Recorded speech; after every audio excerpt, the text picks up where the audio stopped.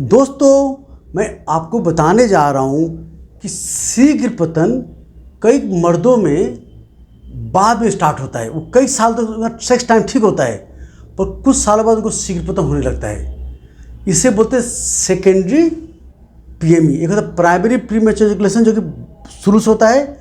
दूसरा secondary premature education, यानी कि कुछ साल ठीक होने के बाद स्टार्ट होता है। तो आज सेकेंडरी के बारे में बात करने जा रहा हूँ।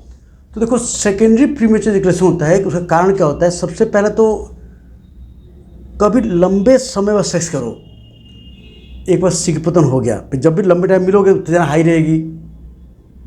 जहाँ शीघ्र पतन हो गया, कुछ तो सेंसिटिव पर्सनालिटी के होते हैं, वो ओवर थिंकर रहते हैं, यार क्यों हुआ, संतुष्ट नहीं कर पाया, कोई कमी तो नहीं आ गई, क्या बात है।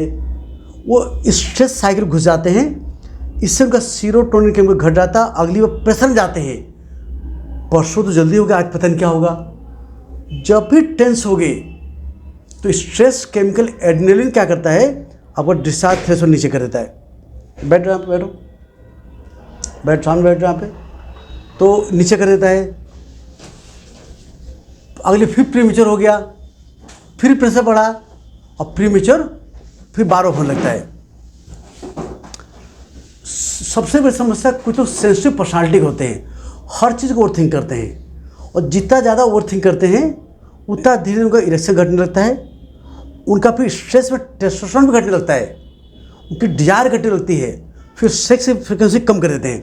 अब हफ्ते 10 दिन बाद सेक्स करते हैं कि थोड़ा रिचार्ज हो जाए दो।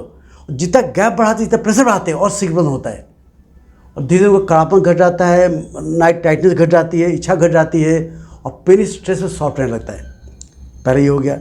दूसरा, किसी वजह से कोई इन्फेक्शन हो जाए, यूटीआई हो जाए, प्रोस्टेटाइटिस हो जाए, कोई भी इन्फेक्शन हो जाए, उससे पेनाइल नर्व सेंसिटिव होकर शीघ्र पतन हो जाता है, और फिर वो चक्रों में फंस जाते हैं, वंस फेल ऑलवेज फेल वाला। या कभी कोई गर्लफ्रेंड फंस गए, लड़की लेके होटल गए, नई लड़की थी, उतने आ रहा था, शीघ्र पतन हो गया। कई लड़के बोलते कि हम बाहर गए, खेत में लेके चले गए, माहौल अच्छा नहीं था, प्रेशर था, जल्दी कर गया, फंस गए। कितने बार उनका टेस्टोस्टेरोन घट जाए किसी वजह से भी, या किसी वजह से इरेक्शन घट जाए। एक बार गए, माहौल अच्छा नहीं, खड़ा अच्छा नहीं हुआ, प्रेशर आ गया। मैं बोला कि प्रेशर होने से स्ट्रेस के एड्रेनलिन भी शीघ्र पतन कर देता है।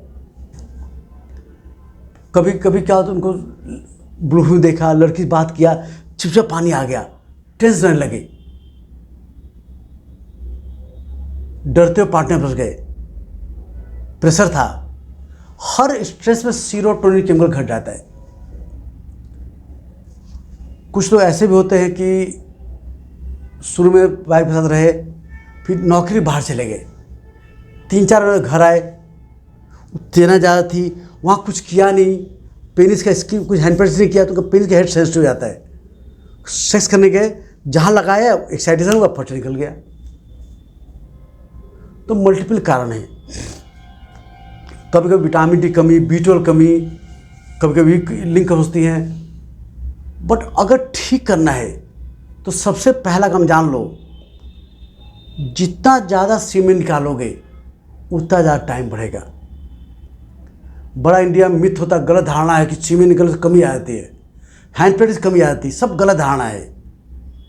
लोगों की जब शादी होती है, एक एक दिन में 6-6, 7-7, 8-8 बार सेक्स करते हैं, और डेली करते हैं।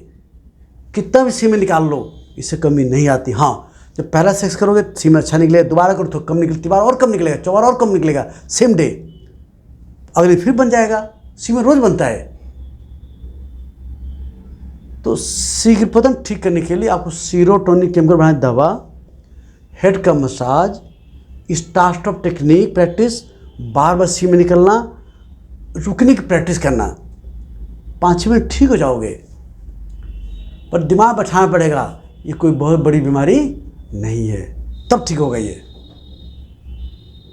आई होप नॉलेज बढ़े कि आपको बाद में पीएमई क्यों होता है।